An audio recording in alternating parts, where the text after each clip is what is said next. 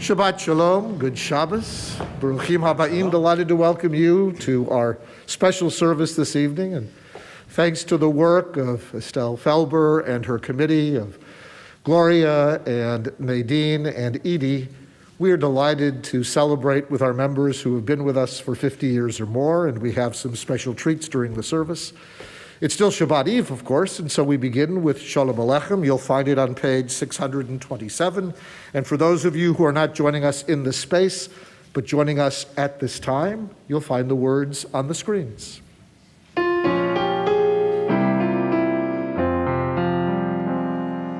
Shalom Aleichem, Shalom, Shalom.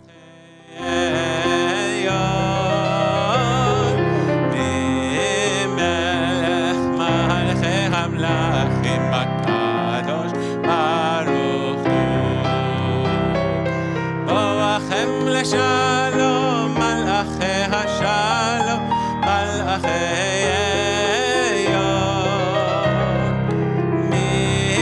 Melech Malachei HaMlachim HaKadosh Baruch Hu.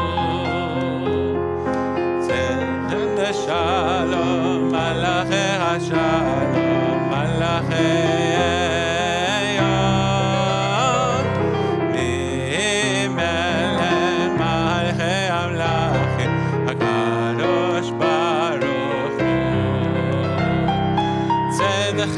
Shalom, Malachei HaShalom, Malachei Yon.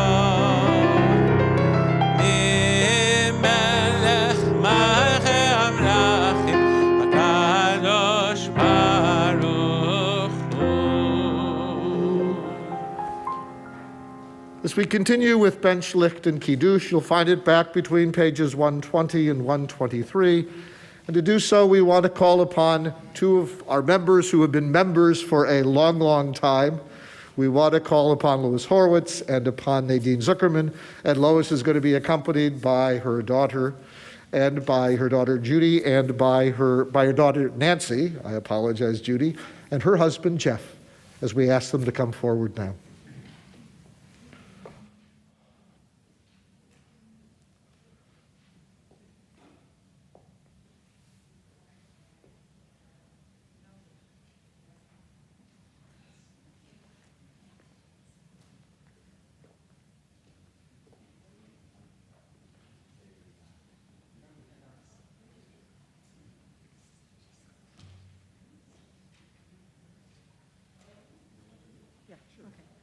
O source of light and truth, creator of the eternal law of goodness, help us to find knowledge by which to live. Lead us to take the words we shall speak into our hearts and our lives. Bless all who enter the sanctuary in need, all who bring the offerings of their hearts. May our worship lead us to acts of kindness, peace, and love.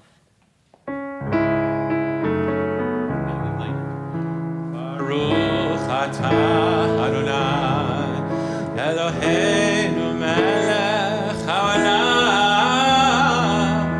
asher kiddushanu b'mitzvotav v'tzivanu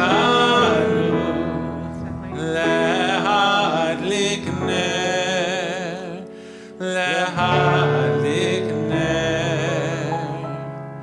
shel Shabbat.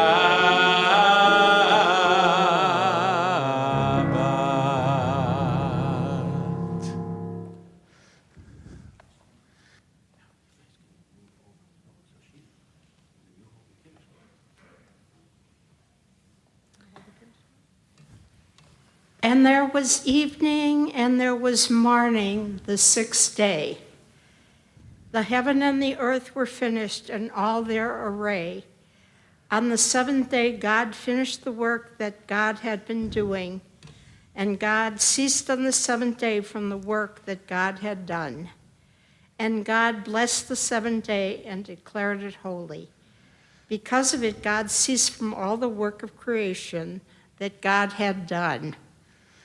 Baruch atah Adonai Eloheinu melech haolam borei פרי הגפן.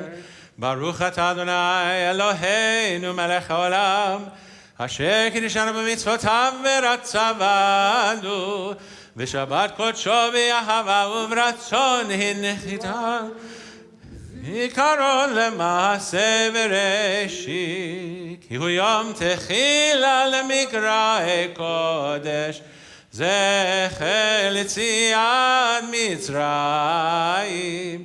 כי בנו בחרת ואותנו קידשת מכל העמים, ושבת קודשך באהבה וברצון הנחלתנו.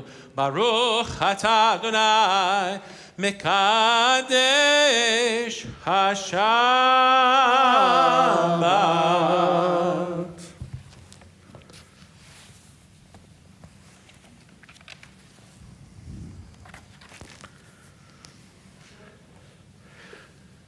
As we continue back on page 124 or before you on the screens, we enter the sanctuary to welcome Shabbat. Within these walls, we sit surrounded by numberless generations. Our ancestors built the synagogue as a visible sign of God's presence in their midst. Throughout our long history and our endless wanderings, it has endured, a beacon of truth, love, and justice for all humanity. Its presence guided our ancestors to lives of righteousness, holding up to them a vision of their truest selves. Now we, in our turn, come into the sanctuary to affirm the sacredness of our lives. May we enter this place in peace. May holiness wrap around us as we cross its threshold. Weariness, doubt, the flaws within our human hearts, the harshness of the weak, let these drop away at the door. In the brightness of Shabbat, let peace settle upon us as we lift up our hearts in prayer. Welcoming Shabbat Lecha Dodi, page 138.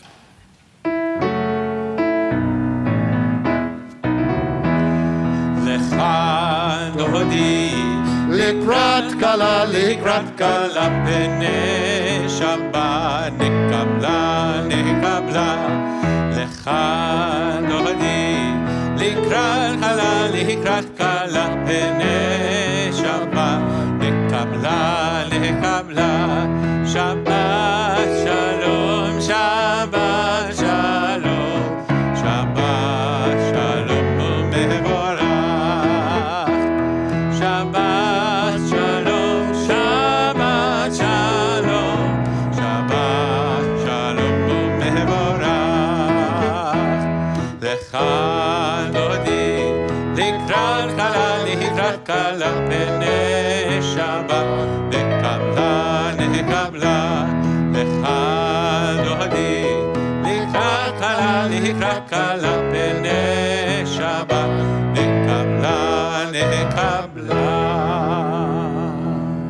On 145 and 44, entrances to holiness are everywhere. The possibility of ascent is all the time, even at unlikely times and through unlikely places. There is no place on earth without the presence.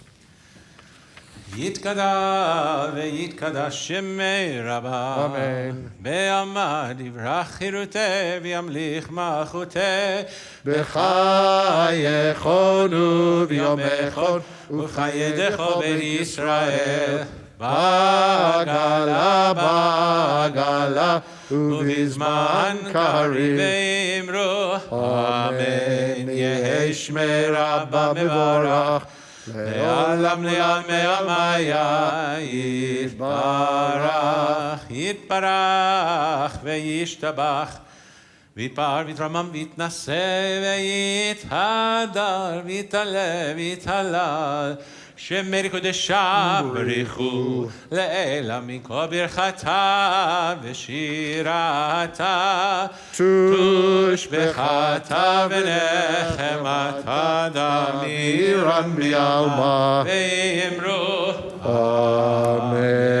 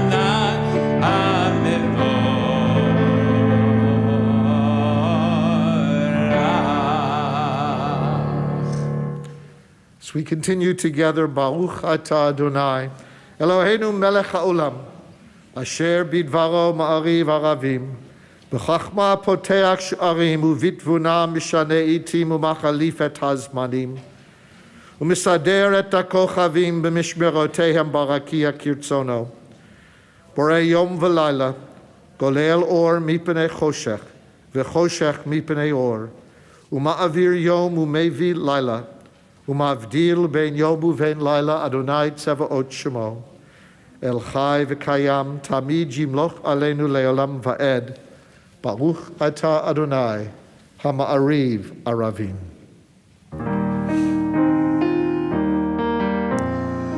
Ahavat Olam Beit Yisrael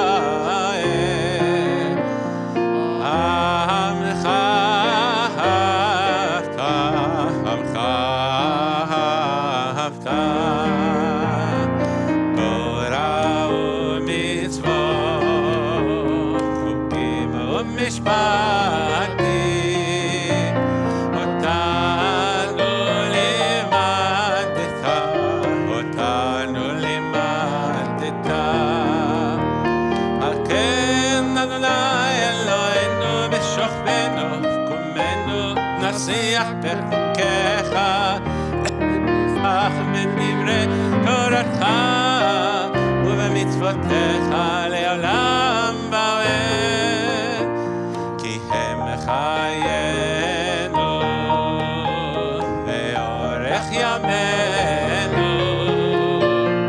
ובהם נגי יומם בלילה, נגי יומם בלילה, באחוותך אל תסיר ממנו לעולמים. ברוך אתה אדוני אוהב עמו ישראל, אוהב עמו ישראל. שמע ישראל Adonai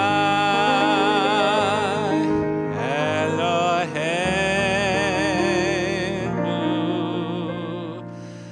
Adonai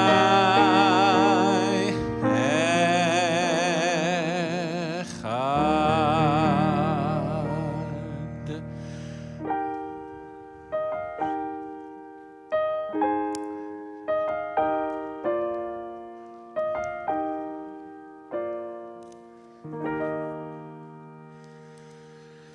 ואהבת את אדוני אלוהיך בכל לבבך ובכל נפשך ובכל מאודיך, והיו הדברים האלה אשר אנוכי מצווך היום על לבביך, ושיננתם לבניך ודיברת בם בשבתך בביתך ובלכתך בדרך ובשוכבך ובקומך, וקשתם לאות על ידיך, והיו לטוטפות בין עיניך, וכתבתם על מזוזות ביתך ובשעריך, למען תזכרו ועשיתם את כל מצוותיי, והייתם קדושים לאלוהיכם. אני אדוני אלוהיכם, אשר הוצאתי אתכם מארץ מצרים, להיות לכם לאלוהים. אני אדוני אלוהיכם. אמן. Standing on the parted shores of history, we still believe what we were taught before ever we stood at Sinai's foot, that wherever we go, it is eternally Egypt, that there is a better place, a promised land, that the winding way to that promise passes through the wilderness, that there is no way to get from here to there except by joining hands, marching together.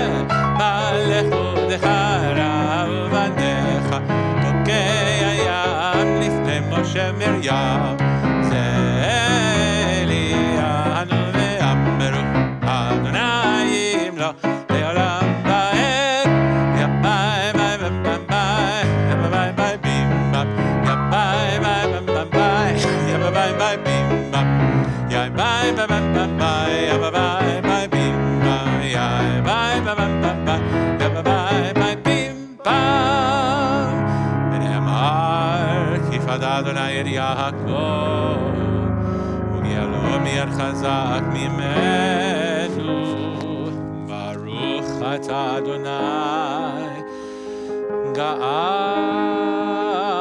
ישראל. השכיבנו אדוני, אלוהינו לשלום, והעמידנו שומרנו לחיים. השכיבנו אדוני, אלוהינו לשלום, והעמידנו שומרנו לחיים. השכיבנו אדוני, אלוהינו לשלום, והעמידנו שומרנו לחיים. ושמור צאתנו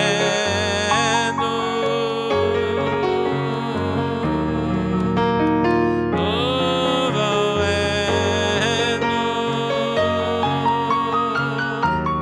לחיים ולשלום, מעתה ועד עולם.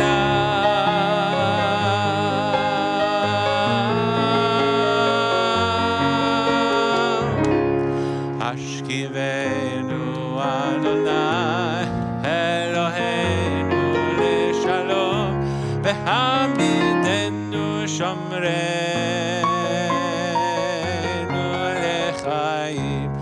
השכיבנו אדוני, אלוהינו לשלום, והעמידנו שומרנו לחיים. השכיבנו אדוני, אלוהינו לשלום, והעמידנו שומרנו לחיים. העמידנו שומרנו לחיים.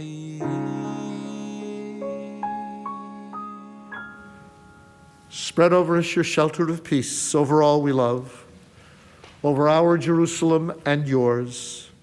Baruch atah Adonai, hapores sukat shalom aleinu, v'al kol amo Yisrael, v'al Yerushalayim. ושמרו בני ישראל את השבת,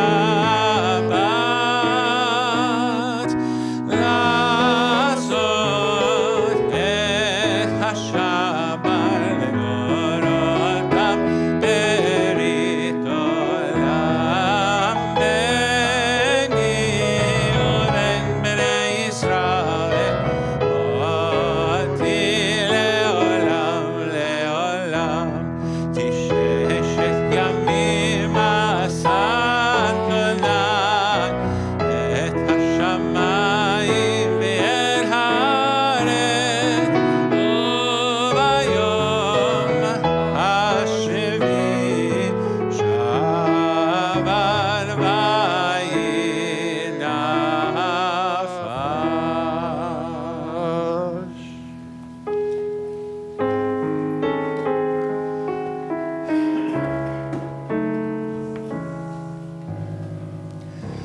Ananananananana Adonai Anananananana Svatai Tiftach Anananananana Ufi Agi Tehilatecha Anananananana Adonai Anananananana Svatai Tiftach Anananananana Ufi Agi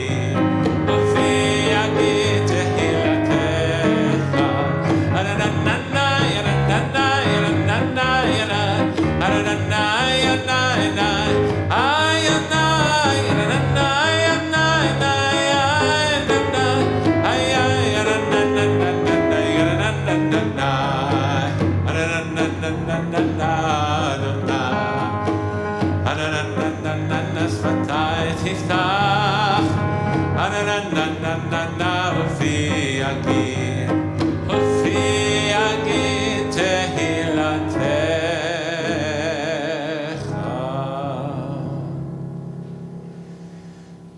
Baruch atah Adonai Eloheinu Elohei Avotenu v'Imotenu Elohei Avraham Elohei Yitzchak v'Elohei Yaakov Elohei Sarah Elohei Rivka Elohei Rachel v'Elohei Leah Ha'el HaGadol HaGibor v'Hanora El Elyon Gomel Chasadim Tovim v'Koneh HaKol וזוכר חסדי אבות ואימהות ומביא גאולה לבני בניהם למען שמו באהבה מלך עוזר ומושיע ומגן ברוך אתה אדוני מגן אברהם בעזרת שרה אתה גיבור לעולם אדוני מחיה מתים אתה רב להושיע מוריד הטל מחכה חיים בחסד,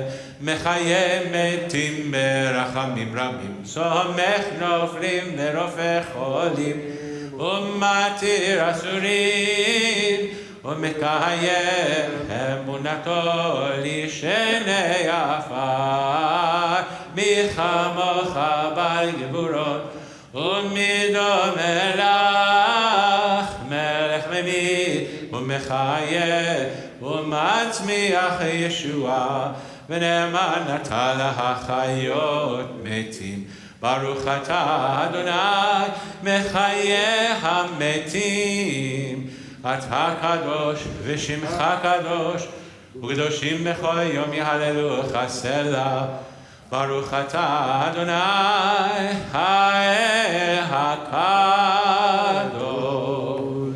Be seated as I continue on page 173 or before you on the screens.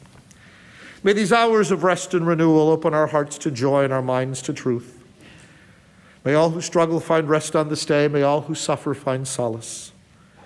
May all who hurt find healing on this day. May all who despair find purpose. May all who hunger find fulfillment on this day. And may this day fulfill its promise. Baruch atah Adonai. Mekadesh HaShabbat.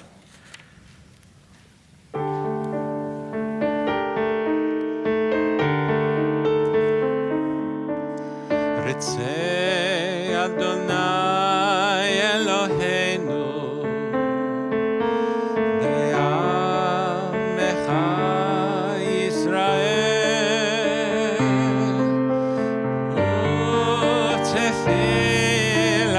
U'tefilatam be'ahava tekabel U'tehi leratzon Tamid avodat Yisrael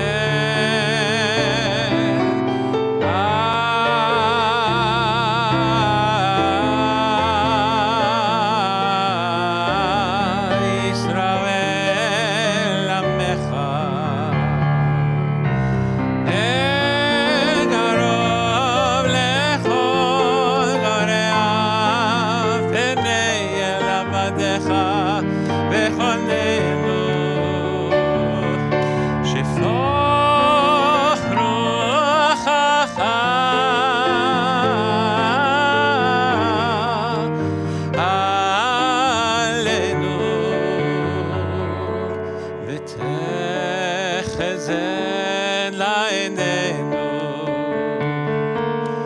לשובך לציון.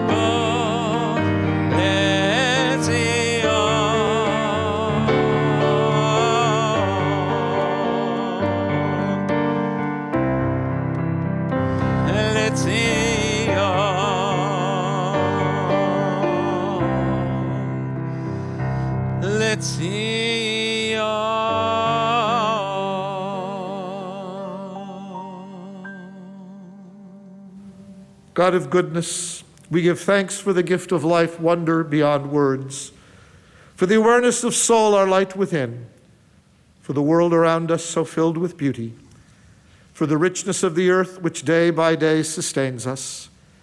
For all these and more we offer thanks.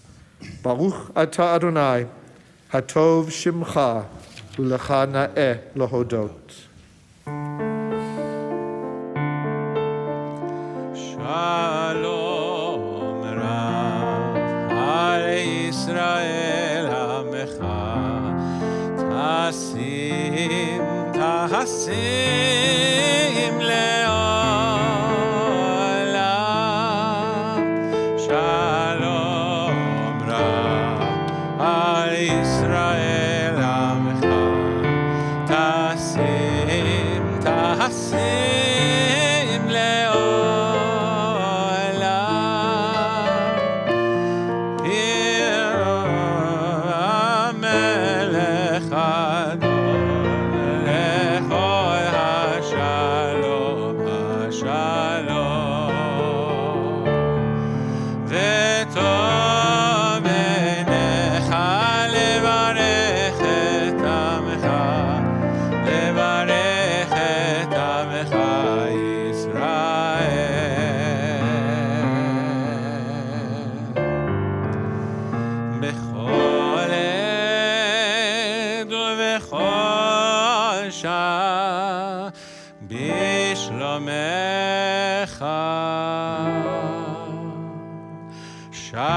Shalom Rav al Yisrael Amecha,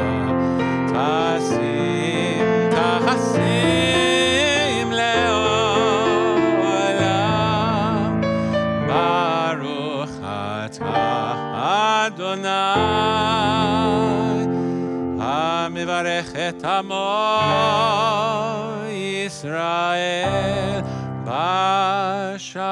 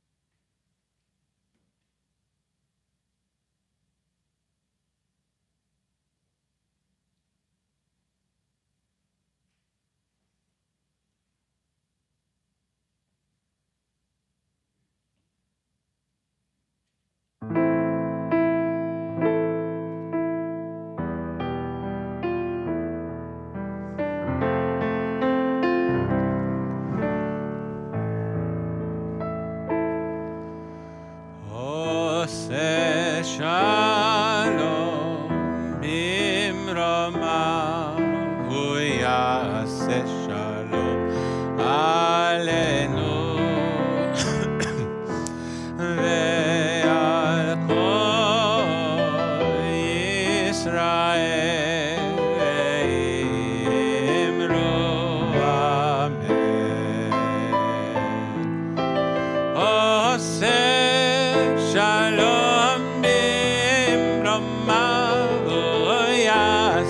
shalom aleinu ve'akol ve'akol Yisrael ve'imru amen Oseh shalom bimromav u'yaseh shalom aleinu ve'akol Yisrael ve'imru amen Oseh shalom bimromav u'yaseh shalom aleinu ve'akol ve'akol Yisrael ve'imru amen.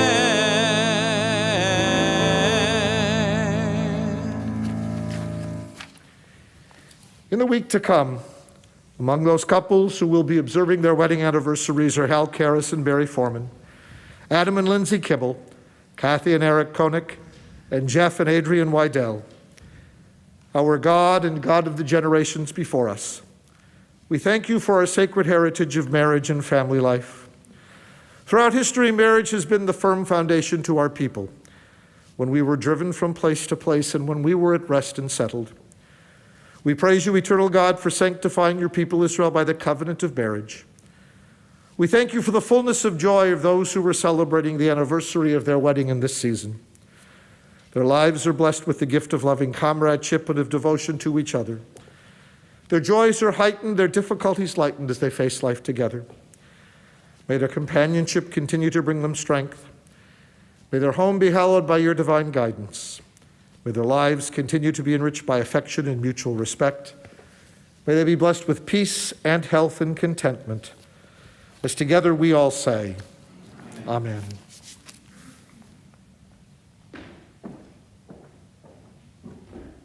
And as I continue on page 371, and the words will eventually appear before you on the screens,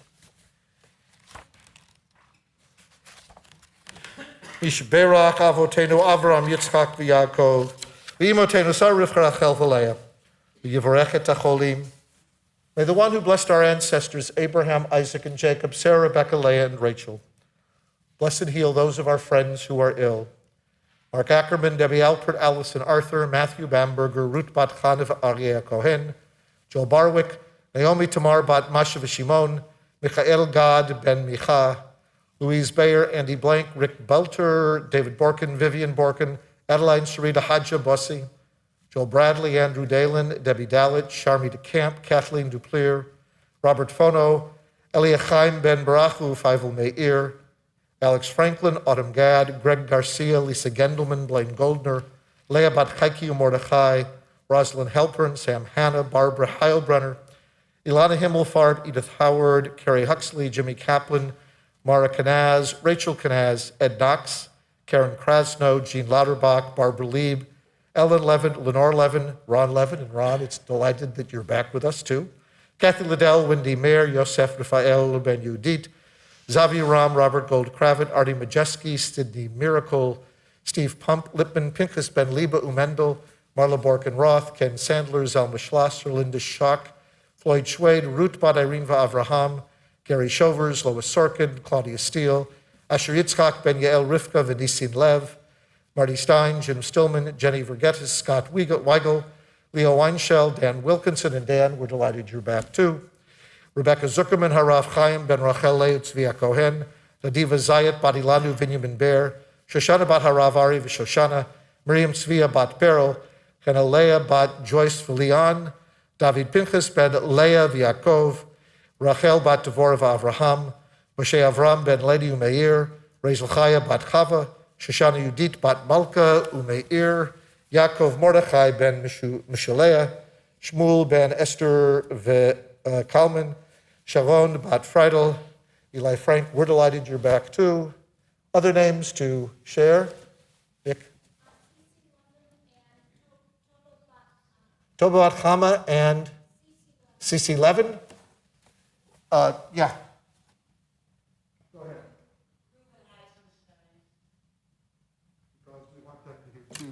Ruben Eisenstein. Harper? Larry Miller. Rini?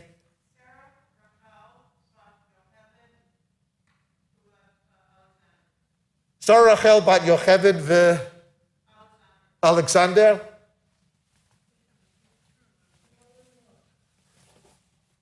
I didn't hear it, I'm sorry. Alan Luck.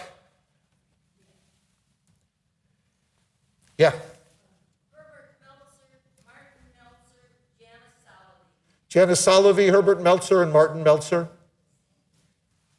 And for those of you joining us on Zoom, if you'll raise your hands visually or virtually.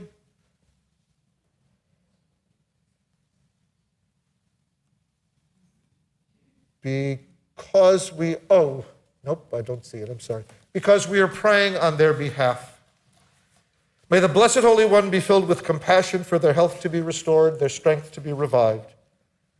May God swiftly send them a complete renewal of spirit and in body. May God grant wisdom and insight to those who bring healing. And may God grant courage and comfort to those whose struggles continue. As together we all say, Amen.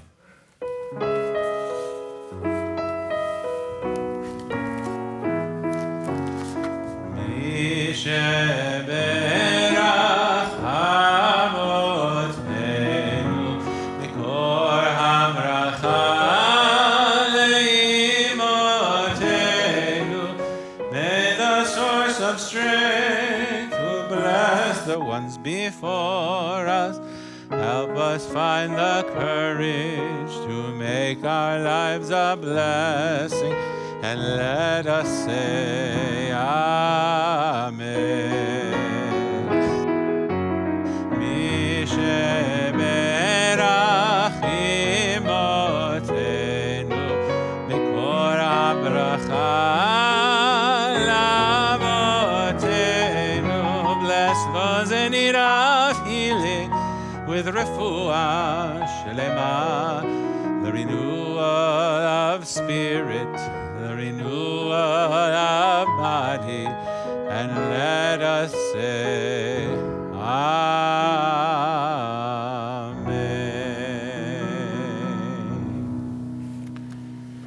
The Hebrew word kadosh, which is often translated as holy, has its roots in the notion of separation, of setting apart, or of making special. We do not become holy, however, by separating ourselves from this world. We have to engage in this world, commit to relationships, perhaps marry and raise a family, reach out to those who are in need, come to an understanding of our finitude. It is only in our participation, in our own investment, that we can then separate an object or relationship and act and make it holy. Engaging in this world, loving one's neighbor as oneself, as we are commanded to do in the central verse of, in a sense, perhaps the entire Torah, the central verse of the chapter 19 of Leviticus, becomes then not a hopeful appeal to our charitable impulses, but rather is embedded as a matter of law, as the only way to become holy. So the verses of Parashat HaShavua, the verses of this week's Torah portion, entitled, not surprisingly, Kedoshim, consisting of chapters 19 and 20 of Vayikra of Leviticus. These chapters bring us, as I said a moment ago, literally and figuratively into the central part of the Torah, to what biblical scholars call the Holiness Code, addressed not to particular individuals, but to all Israel, and ultimately then all the world. These verses are not meant to produce a few saints or a few ascetics, but rather to create a holy people reaching out to the daily service of this world. And that's what congregational life teaches over and over, in prayer, in texts, in community, in modeling, what we must do to bring God into the world and make this the world God desires. In other words, to make this world safe for God. And so how do we love our neighbors as ourselves? So verses 9 to 14 of the 19th chapter of Leviticus are an example. If you want to follow along in the Chumashim, which are the larger black books which you'll find seated throughout the sanctuary in the pockets of the chairs behind you, or perhaps in the front row in a pocket literally right below you. You'll find them on pages 798 and 799, pages 798 and 99. When you reap the harvest of your land, you shall not reap all the way to the edges of your field, or gather the gleanings of your harvest. You shall not pick your vineyard bare, or gather the fallen fruit of your vineyard. You shall leave them for the poor and the stranger. I, the Eternal, am your God. You shall not steal. You shall not deal deceitfully or falsely with one another. You shall not swear falsely by my name, profaning the name of your God. I am the Eternal. You shall not defraud your fellow Israelite. You shall not commit robbery. The wages of a laborer shall not remain with you until morning. You shall not insult the deaf or place a stumbling block before the blind. You shall fear your God. I am the Eternal.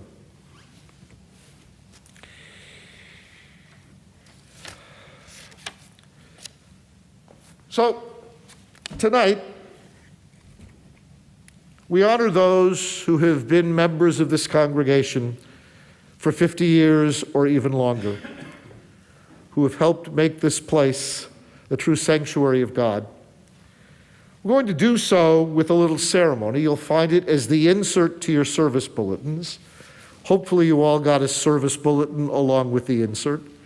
And so if you turn to the insert, you'll see it says in honor of our members of 50 years or more.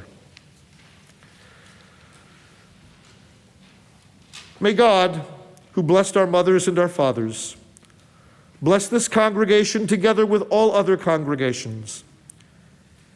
May God bless those who come to pray, those who pursue the study of Torah, those who work to repair our world, and those who make the synagogue an extension of their lives. May God bless all who devote themselves to our community's needs and grant them complete health of body and soul, together with all of their sisters and brothers of the household of Israel. And let us say, Amen. Amen. Affiliation with a sacred community that is called a synagogue is built upon the notion of brit, of covenant, a series of mutual expectations and responsibilities. It is a relationship that endures as long as its congregants make it real. Now we're going to ask all of you who are able and who have been our members for 50 years or more to rise where you are.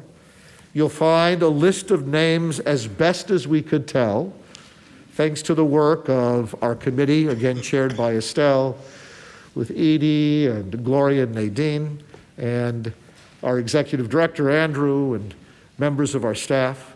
And if your name isn't there, our deepest apologies. And if you've been a member for 50 years or more, we invite you to stand also. And we are thrilled you're with us. And I'm going to ask all of you who are members for 50 years or more to share these words with me.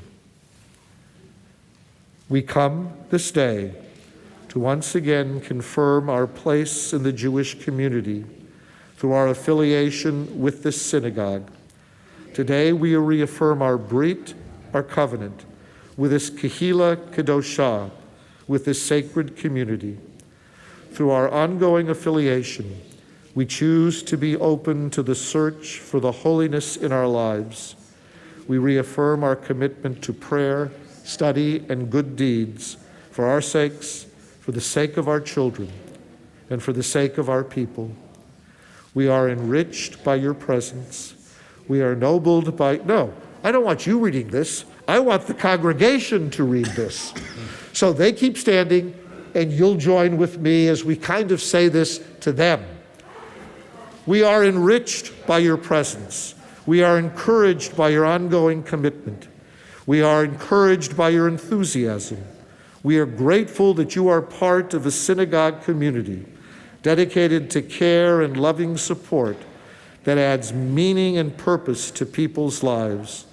Through you, we also strengthen our connection to the worldwide family of Reform and Progressive Judaism. And as a congregation, we continue. We promise to continue to be there for you, to study by your side, to worship in your presence, to blend our strength with yours in an effort to perfect our world. In joy, we will always be with you. In sorrow, you will never be alone. Your dreams will be our dreams. Your vision will be one with ours.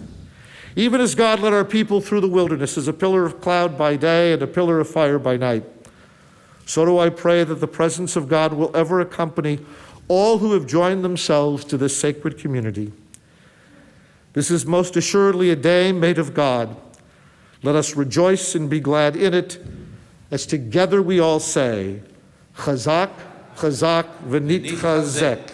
Let us be strong, let us be strong, and let us strengthen one another, as we all say, Amen. We'll continue with these beautiful words, Ledor Vador, by Josh Nelson.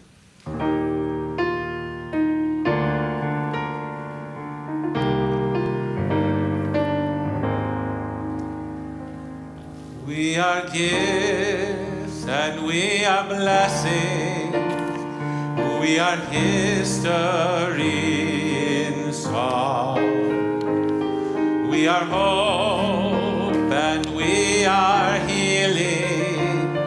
We are learning to be strong. We are words and we are stories. We are pictures of the past. We are carriers of wisdom, not the first and not the last.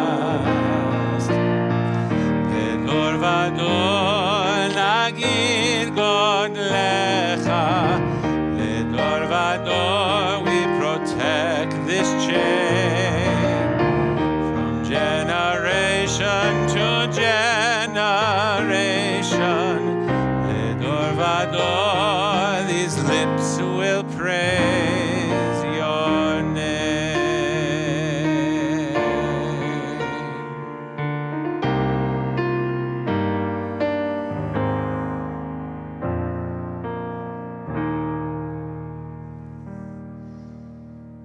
And as I said, these words are from Josh Nelson, so just to give a proper attribution. We are honored tonight to have John Gerda with us as we celebrate with you who have been members with us for at least 60 years in this, our congregation, which dates back really to the beginning of Milwaukee. And while John may not have been around here in 1847 when the first Jewish service was held in this city, he surely knows more about the history of this great city than any other human being. John, your works were my resources when I made the move from Chicago here to Milwaukee almost 23 years ago. Milwaukee born and bred, and I think you only left the city to get your bachelor's at Boston College. Is that about right? John is the author of 22 books, including, of course, One People, Many Paths, a history of Jewish Milwaukee. He continues to write for the Journal Sentinel, and to our delight, offers talks and tours and lectures all about Milwaukee. He's also an avid bike rider. As he notes on his website, the common thread in all of his work is an understanding of history as why things are the way they are. Again, John, we are delighted and honored to have you with us tonight. The bema, the pulpit, the lectern is yours if you prefer up here or if you prefer down there, either one.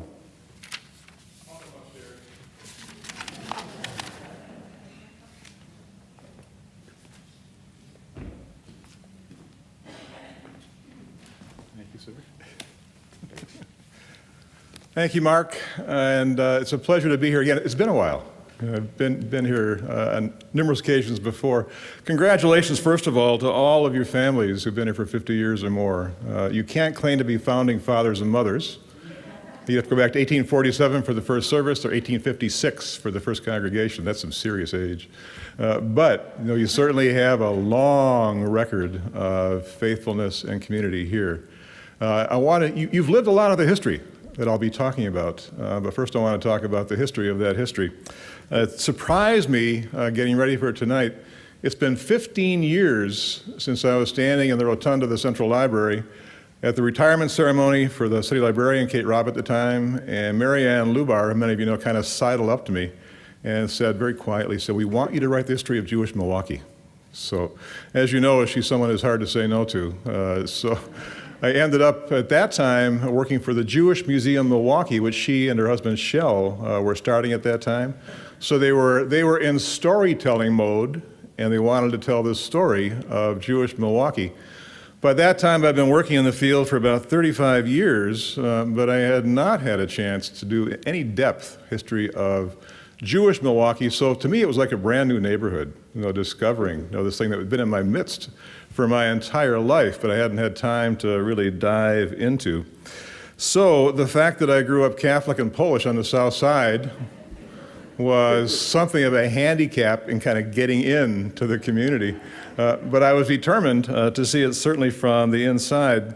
So I began, before I even began to do some of the archival research at the wonderful archive down there at the JMM on Prospect, I began by spending time at virtually all of the synagogues in the Milwaukee area, attending services on Friday evenings for weeks at a time and often on Saturday morning as well.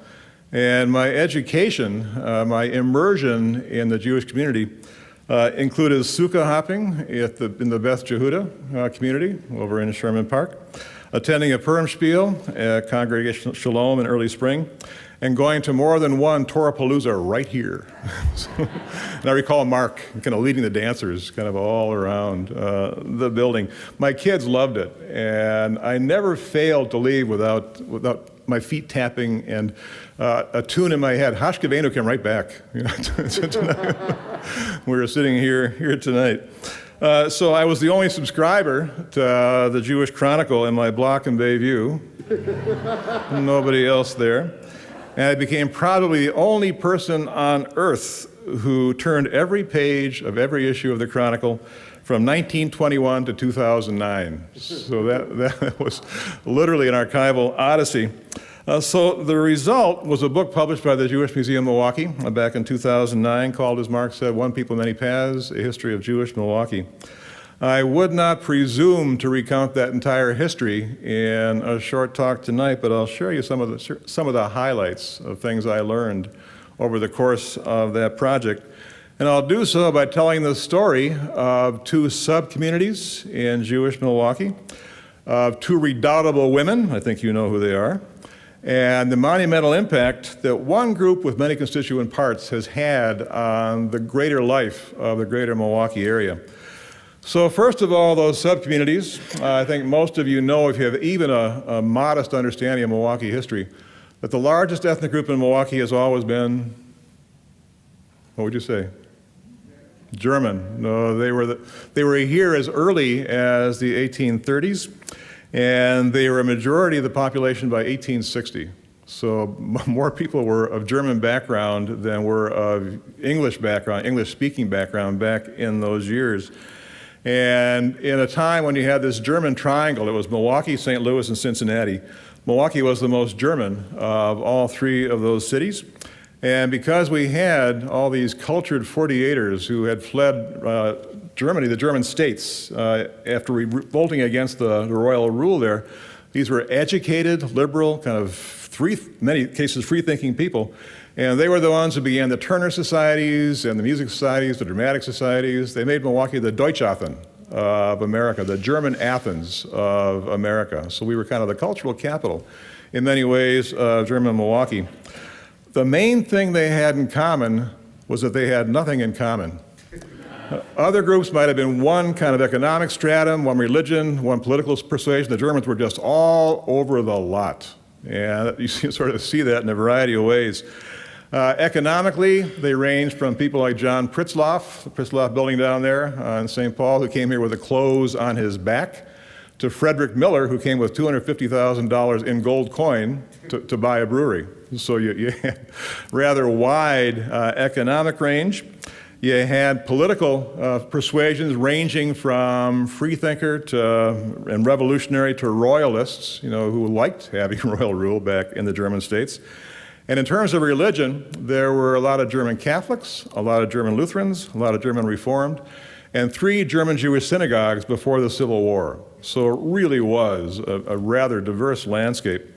And Jews took a full part in the life of the larger German community, and some, in fact, rose to positions of very prominent leadership. The Adlers and the Friends became national powers in the garment business, and the Adler factory made thousands of Union blue uniforms during the Civil War. A lot of that was done right here in Milwaukee. And Adler and his fellow German Jews, they maintained their own houses of worship. They observed the high holy days and formed their own fraternal groups, including B'nai B'rith back in 1861, but they were Germans and Jews. Not one, not the other, but both simultaneously.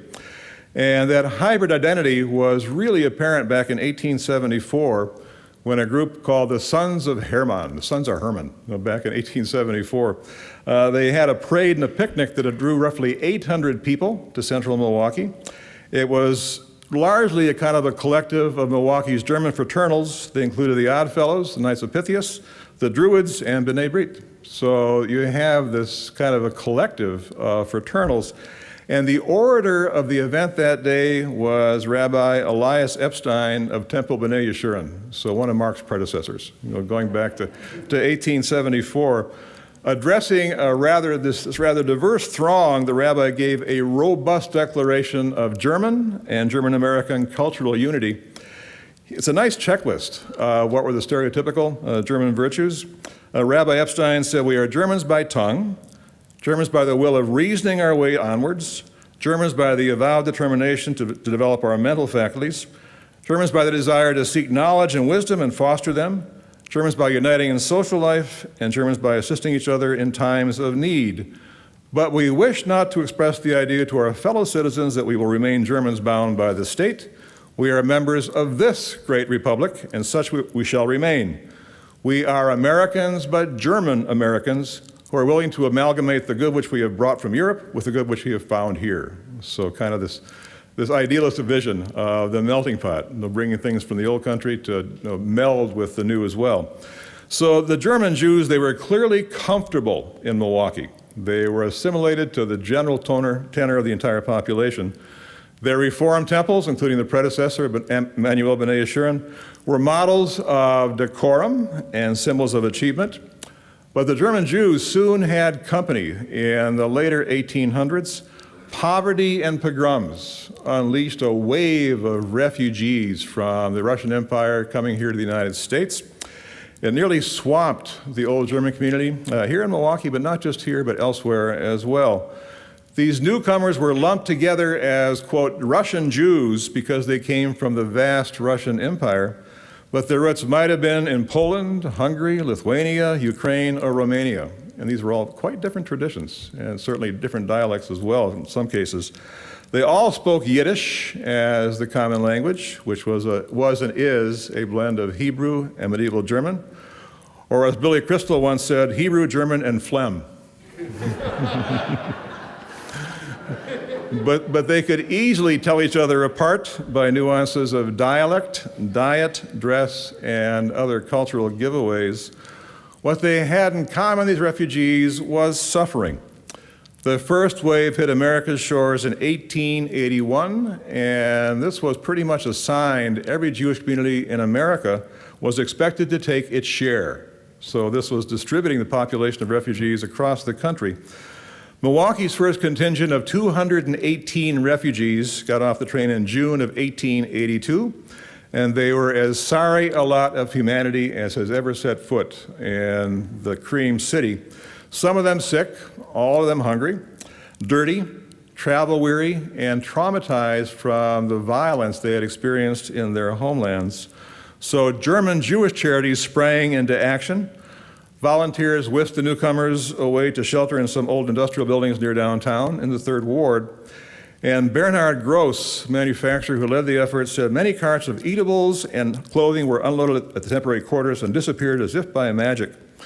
At the Blasco Dye Works, idle vats were converted to bathtubs.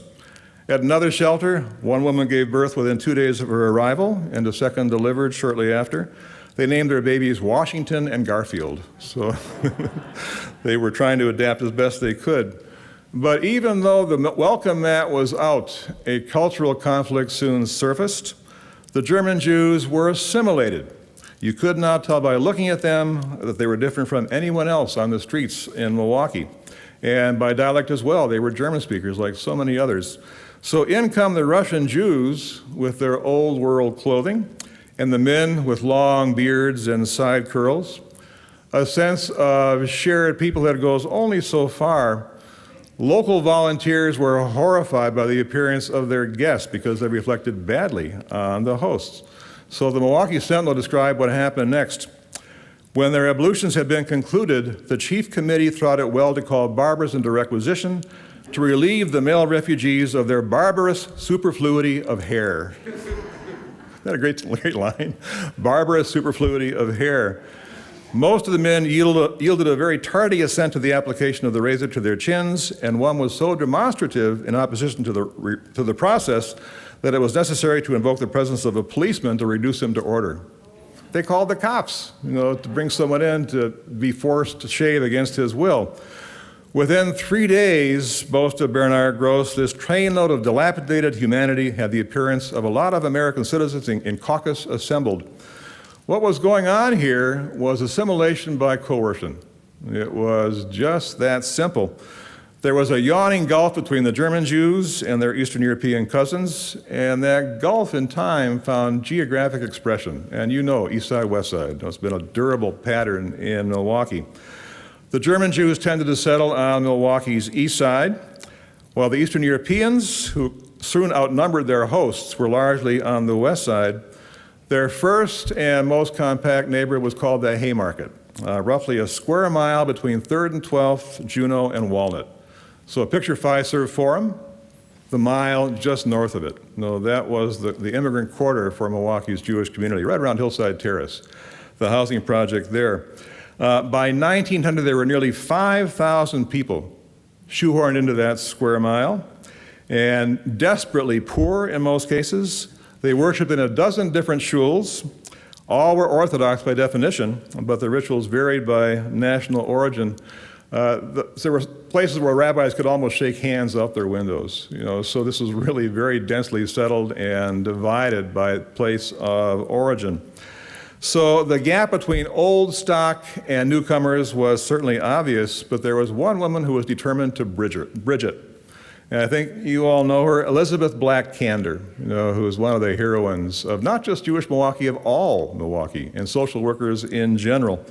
She was a German Jew, the daughter of a South Side dry goods merchant, a rather rare South Side Jewish family.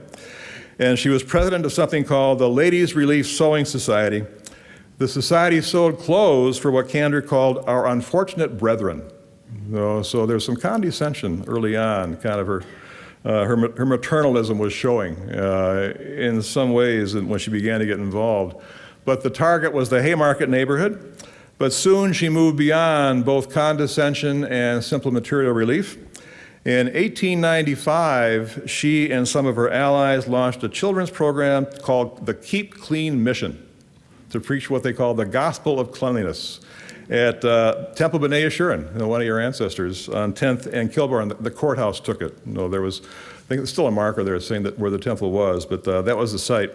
The mission offered games, singing, crafts, manual training for the boys, kind of shop classes, cooking classes for the girls, and lessons in hygiene for both of them. The program was so popular, so well attended, that Kander broadened her focus to include the community's adults. In 1900, kind of after being on the edge over at the temple, her group bought an old house on 5th and Galena, right in the heart of the Haymarket. It was called the Settlement, which was an obvious nod to Jane Addams' Hull House down in Chicago, south of the Loop. And it was busy from 9 a.m. to 11 p.m. That's 14 hours every single day. And this was the earliest ancestor of what became the JCC. So this goes back to 1900. It offered manual training and sewing classes, an expanded cooking school, debating societies, literary clubs, a penny savings bank, a public library branch, a night school for more than 200 students, and a reading room stocked with Yiddish newspapers. Maybe the most novel feature was the Young Brewery. This is Milwaukee. The Young Brewery is right next door, and they generously piped the waste steam from their bottle washing equipment into the settlement to provide hot water for shower baths. This is a time before indoor plumbing was very well established. During the high holy days especially, they were flocked to. In 1906 alone, they tallied 23,582 showers at the settlement. So this was extremely popular and a welcome source of hygiene for all the families in that very crowded neighborhood. Those programs did not run on air. These were expensive to maintain. They were certainly staff intensive. And Lizzie Kander was a superb fundraiser. One of her brightest ideas was a cookbook. In 1901, this is just a year after the settlement gets going, she decided to bind the recipes developed for her cooking school or by its backers into a single book with user-friendly instructions and a variety of helpful hints and measurements, not just a pinch of this and a pinch of that. No, this became there was a metric to the settlement cookbook. That cookbook was an instant success, and surprisingly, the guys on her board, and it was all guys, they refused to put up the $18 that it would have taken to print the first edition. So she went out and raised it on her own, and it just took off. The first edition sold out within a year at 50 cents a copy and generated $500 in profits, which was a lot of money back in 1901. And the last edition I've seen is 1997, but it has been through 40 editions and 2 million copies. So among the most best-selling cookbooks of all time, and generated revenue for Milwaukee's Jewish charities. So that was the intent, the settlement and all of its successors as well. And as time went on, the recipes became more and more heart-friendly.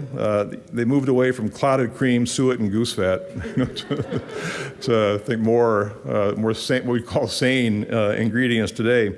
And Lizzie herself, she was a really interesting figure. She begins as a society woman who wanted to do, the way she put it, uplift the downtrodden. So kind of looking down in some ways at the people who had less than she did. And she evolved to become a social activist who took a systemic view of the problem she faced. So later in life, she wrote, "We do not claim to uplift people, neither do we seek to reform them. All we ask is justice toward everyone." It's not hard to imagine her if she had lived past 1940 when she died, if she were with us today. Not hard to imagine her walking a picket line or attending a Black Lives Matter rally. She was really one of those redoubtable women, and Milwaukee was lucky to have her. As compelling as she was, Milwaukee had a second powerful female figure, and she came here at the age of 8 from Minsk in what is now Belarus. Her name was not Goldie Mariette, it was Goldie Mabowez. When she first arrived, she came with her mother and older sister to join their father, who was working as a carpenter in the Milwaukee road shops down in the Menominee Valley.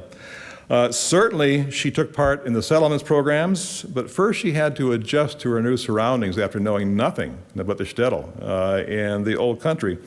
She found life in Milwaukee simply spellbinding. Here's an account from her really very chatty, wonderful autobiography, My Life. She described her first visit to Schuster's on 3rd and Garfield. "I was delighted by my pretty new clothes, by the soda pop and ice cream, and by the excitement of being in a real skyscraper, the first 5-story building I had ever seen. In general, I thought Milwaukee was wonderful. Everything looked so colorful and fresh, as though it had just been created, and I stood for hours staring at the traffic and the people." So imagine her on King Drive, kind of looking at all the streetcars and cars going by, when she was just a little kid. "It was completely strange, unlike anything I had ever seen or known before, and I spent the first days in Milwaukee in a kind of trance." That trance was eventually broken. Goldie's family lived in a 2-room apartment on 6th and Walnut, a place she would before long realize was a hovel. She adjusted, graduating from 4th Street School at the top of her class. It's now named for her. Growing up to be a committed Zionist, attending what is now EWM, and finally leaving for Israel in 1921 when she was 23. As Golda Meir, she would become in 1969 Israel's prime minister and perhaps the most famous ex-Milwaukeean ever. But this is where she spent her formative years. So Lizzie and Golda are two women any city would be proud and pleased to call their own. But they also represented that stark contrast between German Jews and Eastern Europeans, between affluence and poverty. Those divisions did narrow over time. Haymarket families moved north and west from their first settlement, reaching Sherman Park by the 1920s and swelling the enrollment especially of Washington High School. They also turned Center and Burleigh streets into updated versions of Synagogue Row, only now there were conservative as well as Orthodox congregations in that movement. And the East Side-West Side distinction retained its power for generations, but thousands of West Siders eventually became East Siders, moved across the river as they rose economically. By the time they were in the 1920s, they were pretty much on the same economic stratum as the Germans. And they joined the movement to Shorewood, Whitefish Bay, Glendale, Fox Point, Bayside, and eventually Mequon and River Hills in time. By the early 2000s, Milwaukee Synagogue Row was Mequon Road. So you kind of see it moving from Haymarket to Burleigh and then up to Mequon Row with an outlier here on Brown Deer. What's amazing, to wrap up, is the impact this relatively small community had on the entire metro area. There have never been more than 25 or 30,000 Jews in the entire metro area, but think of what they have founded. Think of what you have founded. Not only institutions like Mount Sinai Hospital or the JCC, but all those businesses. Our retail giants, including Gimbel's, Boston Store, Schuster's, of fond memory, were all run by Jewish merchants. Milwaukee was also a giant in the garment trade, thanks to Jewish-owned firms like Junior House, Florence Eisman, Reliable Knitting, Jack Winter, Eagle Knitting, and Phoenix and Holt-Proof Hosiery, again, of ancient memory, sacred memory. The Cole family parlayed a single corner store in Bayview, that neighborhood, the South Side, into the largest grocery chain in the state. And when it branched off into dry goods, and now it's Menominee Falls, and under different ownership, certainly a powerhouse in retail. Cole's suppliers included Peck Meats, which was a family-run enterprise that served the national market. In the field of entertainment, Ben Marcus began with a single 500-seat theater in Ripon, Wisconsin, then moved to Milwaukee and grew the largest theater chain in Wisconsin and has branched out nationally in the years since. Real estate moguls like Joe Zilber and George Bockel cut their teeth on Milwaukee projects and moved on to much larger things. Real estate attorney Max Carl founded Mortgage Guarantee Insurance Corporation back in '57 and made Magic the largest firm of its kind in the country. Harry Soroff took his idea for a laminated padlock into master lock and served a global market as well. Nate Salazzo founded the Astronautics Corporation back in 1959 and rocketed to a position of leadership in the world market. Law partners Aaron Scheinfeld and Elmer Winter, who had seen what temporary workers could do for their business, especially during tax time, began to offer the same service to other employers. The result was Manpower, back in 1948, became the largest, quote, employer in the world at various times.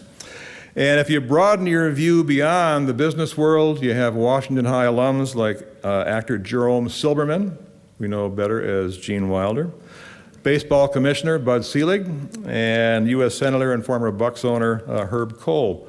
From Shel Lubar to Marty Stein to Ben Barkin and the Zucker brothers, I doubt that there is any ethnic or religious group of comparable size in the Milwaukee area who has ever had such a tremendous impact on the life of the entire community. That impact has taken place despite some vivid internal differences that have only deepened with time.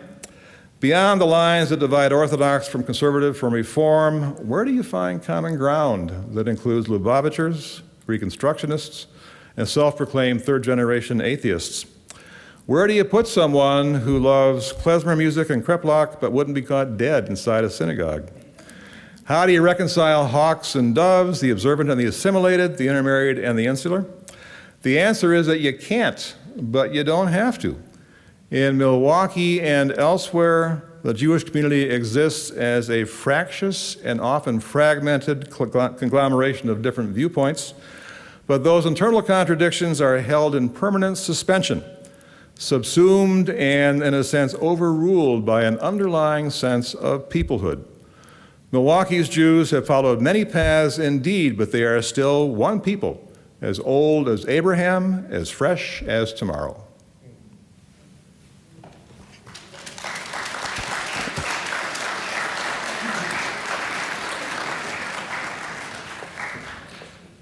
And John, we're going to invite you after the service to join us, if you will, in Serlo Hall, where there'll be a few things to eat, if you will, and if you'll take just a few moments, probably people will want to approach you. Thank you. And we continue with our service with the counting of the Omer. You'll find it on page 570. 570. הנני מוכן ומזומן לקיים מצוות עשה של ספירת העומר. I'm ready to fulfill the mitzvah of counting the Omer. Baruch atah Adonai Eloheinu melech haolam asher kiddushanu b'mitzvotav v'tzivanu al sfirat haomer. Hayom echad v'yesrim yom shehem shlosha shavuot la'omer. Today is the 21st day, that is to say, 3 weeks in the counting of the Omer. As we rise, Aleinu, page 586. עלינו לשבח לאדון הכל, לתת גדולה ליוצא בראשית, שלא עשנו כגויי הארצות, ולא שמנו כמשפחות האדמה, שלא שם חלקנו כהם, וגורלנו ככל המונם, ואנחנו קוראים ומשתחווים ומודים לפני מלך מלכי המלכים הקדוש ברוך הוא, שהוא נוטה שמיים ויוסד הארץ, ומושב יקרו בשמיים ממעל, ושכינתו זו בגובה מרומים. הוא אלוהינו אלוהים את מלכנו וזולתו, ככתוב בתורתו, וידעת יום וחשבות אל לבביך, כי אדוני הוא האלוהים בשמיים ממעל ועל הארץ מתחת אין עוד. Let the time not be distant, O God, when all shall turn to you in love, when corruption and evil shall give way to integrity and goodness, when superstition shall no longer enslave the mind, nor idolatry blind the eye. O may all created in your image become one in spirit and one in friendship, forever united in your service. Then shall your realm be established on earth and the word of your prophet fulfilled. The eternal will reign forever and ever. ונאמר היה אדוני למלך על הארץ, ביום ההוא יהיה אדוני אחד, ושמו אחד.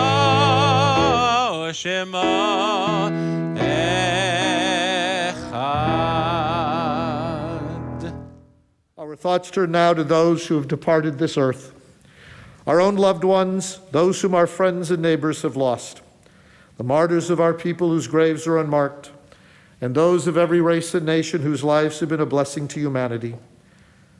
As we remember them, we meditate on the meaning of love and loss, of life and of death. As we take a few moments to read silently any one of the meditations you can find on pages 592 to 597, whatever words may be on your hearts.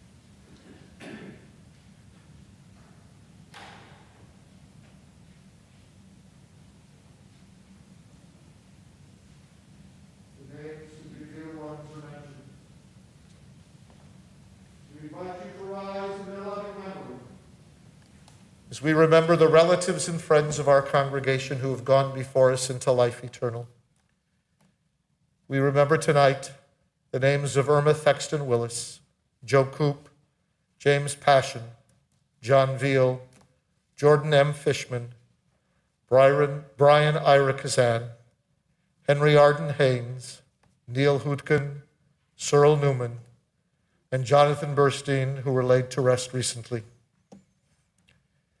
We remember also the names of Jack N. Abraham, Norman S. Abrahams, Louis Baer, Donald A. Bursey, Saul Berkowitz, Beatrice Belansky, Louis Kahn Bloom, Carl Bruce, Louis Castleman, Marilyn Cohn, Sari Jane Cohn, Kenneth H. Cooper, Milton Dizak, Joan Duell, Olga Donath Eder, Hannah S. Feld, Herman H. Glass, Marvin Glass-Spiegel, Dora Getz, Ada Gronick, Jack Gronick, Robert L. Hirsch, Alan A. Hinden, David Holland, Darwin Huxley, Dora Isaacson, Anita Kane, Max L. Carl, Roberta Cower, Eugene Kearns, Marianne Kahns, Lorraine Grace Copeland, Ida June Lane, Hiram Solomon Lewis,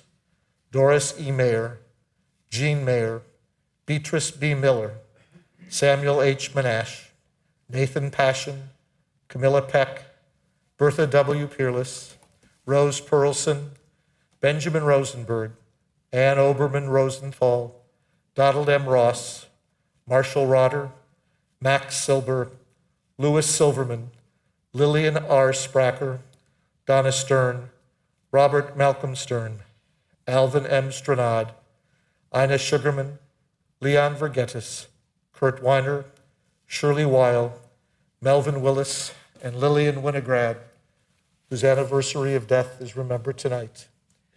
If there are others here in mourning or observing yahrzeit, if you raise your hand and I call on you, please rise and mention the name of your dear one. Dan?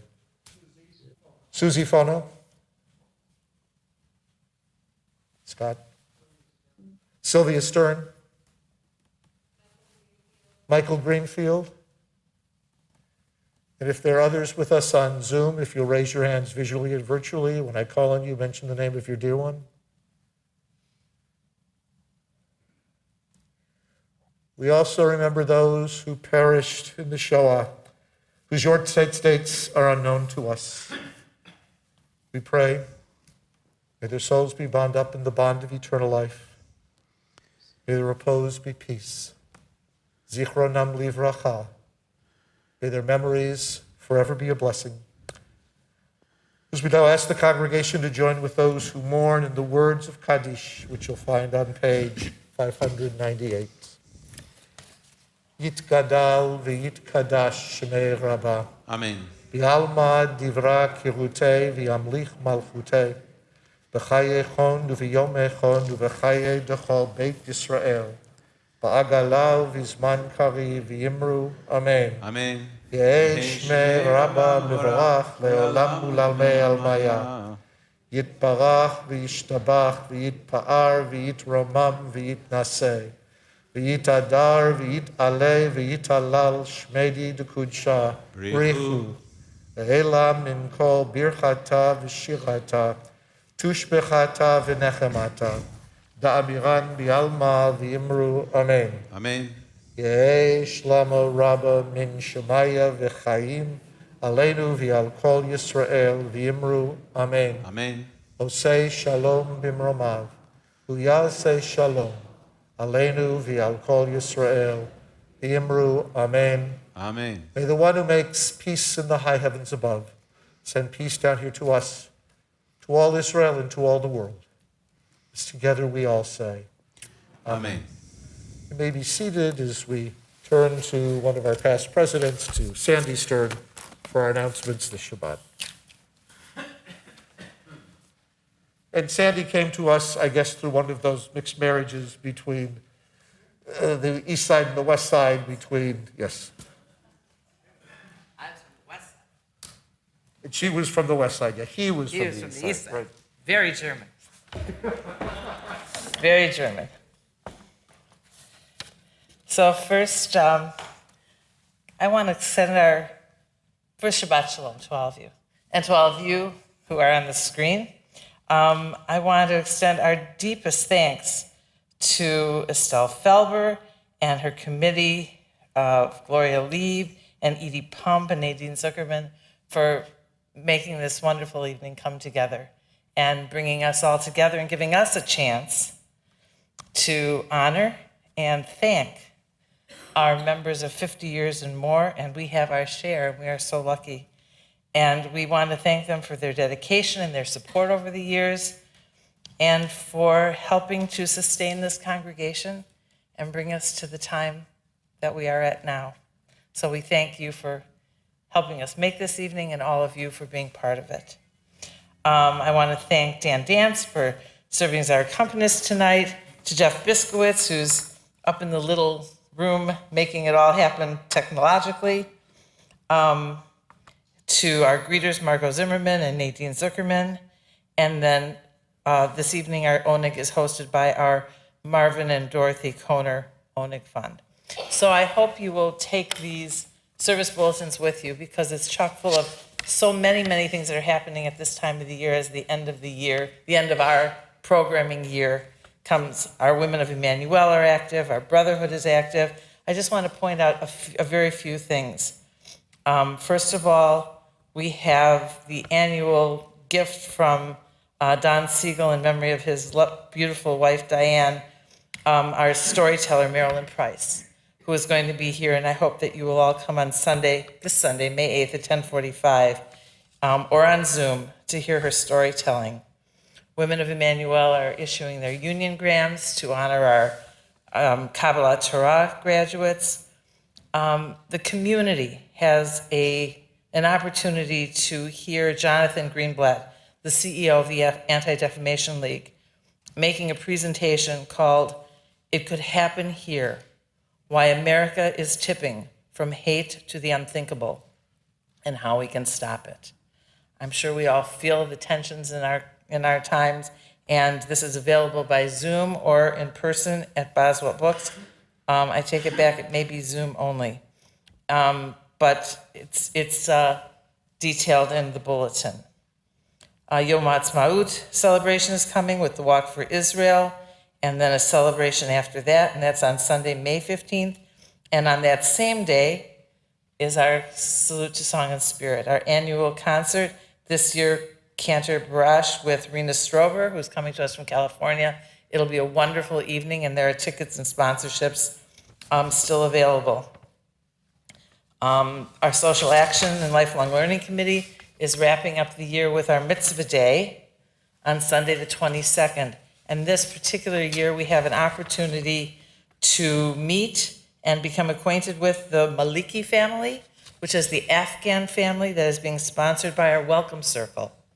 And Rini Kavalar, I think, is here, as is Linda Frank and others from the committee. And please talk to them if you have the availability of time to help drive them and to lessons and opportunities to become more integrated in the community. It's a wonderful project that they're working very hard on. Lastly, something that is not in the bulletin, but very important for our congregation, is that in the coming year, we're going to be honoring Rabbi Berkson as he spends his last year with us as our senior rabbi. And while it'll be a time of sad farewells at the end, it should be a year of joyful celebration throughout. And we will have opportunities to thank him and show our appreciation to him and continue to learn from him and worship with him and enjoy his friendship and support. So there will be much more about this as the year approaches, but there's one very special thing that's been announced in Hakol and in your Emmanuel email and in an email that you may have received just yesterday, and that is that we are planning as one of the activities of this coming year a trip to Israel as a congregation with Rabbi Bergson to celebrate with him in Israel. So that task has been undertaken by Andrea Kahns, who's working very hard to help put together this trip. We're using a professional tour firm, and we will have a guide on the ground in Israel. And right now we are trying to gauge the interest of the congregation in participating in this trip. So a survey is available online. You can get to it through Hakol, you can get through it through Emmanuel email, through the email you received just the other day, or if you don't want to do the technology, it's just 3 minutes, 5 minutes at the tops, then call the synagogue office and someone on our administrative staff will be happy to take down your answers to the survey. But we'd like to know who'd like to come, who has an interest, whether you've been to Israel before, whether this will be your first time. It should be a wonderful trip. We'll do Jerusalem, Tel Aviv, and the north in Galilee. So we hope as many of you as possible will be able to come with us. But the first step is we need to know if you're interested. So please take some time between now and May 15th to complete that survey so that we can undertake the planning. That's it. Andrea is here this evening, so if you want to ask her anything about it, she'll be at the Oneg as well, as will I. And Shabbat Shalom. One last thing, a favor to our ushers. Please bring your prayer books out to the cardo with you as you leave so that they can put them away. Thank you. And I know getting our muscle memory back when we gather together, it's nice to hear your voices when we pray. Normally we'd have a receiving line. I'm not prepared to do a receiving line yet, so we won't have one, but we invite you into Surlo for our Oneg. Our closing song is Adon Olam. You'll find it on page 625. Please rise and remain standing for the benediction. Adon Olam asher malach b'terem kol yitzir nivra meyed nasa v'cherso kol azay melech shemo nikra ve'acharech yichlot hakol levado yimloch nora ve'hu haya ve'hu over ve'hu yeh b'tivara Adon Olam asher malach b'terem kol yitzir nivra meyed nasa v'cherso kol azay melech shemo nikra ve'hu echad ve'en sheni lehamshir lo להחבירה בלי ראשית בלי תכלית ולא העוז והמשרה אדון עולם אשר מעלה בטרם בכל יציר נברא לעד נעשה וחרזו אזי המלך שמו נקרא והוא אלי וחי גואלי וצור חבלי בעת צרה והוא ניסי ומנוס לי מנת כוסי ביום אקרא אדון עולם אשר מלך בטרם כל יציר נברא לעת נעשה וחרזו אזי המלך שמו נקרא בידו אפקיד רוחי בעת תשאל ויעירה ואמרוחי גבייתי אדון לילי ולא אווירה אדון עולם אשר מלך בטרם כל יציר נברא לעד נעשה וחרזו